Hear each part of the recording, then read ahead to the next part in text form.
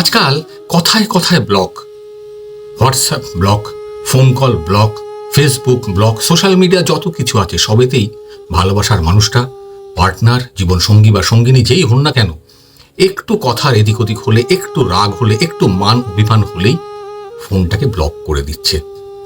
একটা সময় ছিল যখন ল্যান্ড ফোন ছিল, তারের ফোন, তখন কিন্তু এই সমস্যাটা ছিল না, কারণ তখন এই ব্লক করার অপশনটা ছিল না।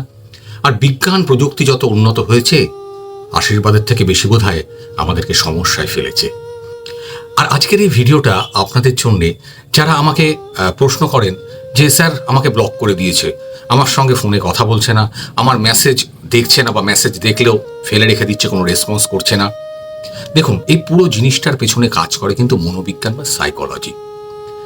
আজকের এই ভিডিওটাতে আমি আপনাদের বলবো যে কেন আপনাদের ফোন ব্লক করে দেয়, এর পেছনে কিছু কারণ আছে, আর কি করলে যে মানুষটা আপনাকে ব্লক করেছে সে একদিনের মধ্যে আপনাকে আনব্লক করে দেবে।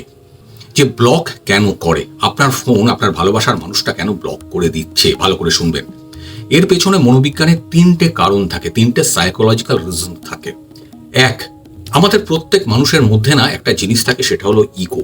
আমরা প্রত্যেকের মধ্যে আমাদের কম বেশি ইগো থাকে, আর যে মানুষগুলোর মধ্যে ইগো বেশি থাকে সেই মানুষগুলোই কিন্তু এই কাজটা সবচেয়ে বেশি করে, কারণ সে চায় তার ইগো স্যাটিসফাই হোক। সেই কারণেই সে আপনাকে হঠাৎ করে ব্লক করে দিল, দিয়ে সে মজা দেখে যে আপনি কতটা তড়পাচ্ছেন, কতটা ছটফট করছেন। সে আপনাকে রিড করে নিয়েছে যে আপনি মানুষটা খুব ইমোশনাল, আবেগপ্রবণ, আপনাকে কন্ট্রোল করা খুব সুবিধে। সেই কারণেই এই মানুষগুলো আপনাকে তড়পায় বা আপনাকে পরীক্ষা করে যে আপনি তার ইগো স্যাটিসফাই করছেন কিনা, সে আপনাকে ম্যানিপুলেট করতে পারবে কিনা, সে আপনার উপরে ডার্ক সাইকোলজি অ্যাপ্লাই করতে পারবে কিনা।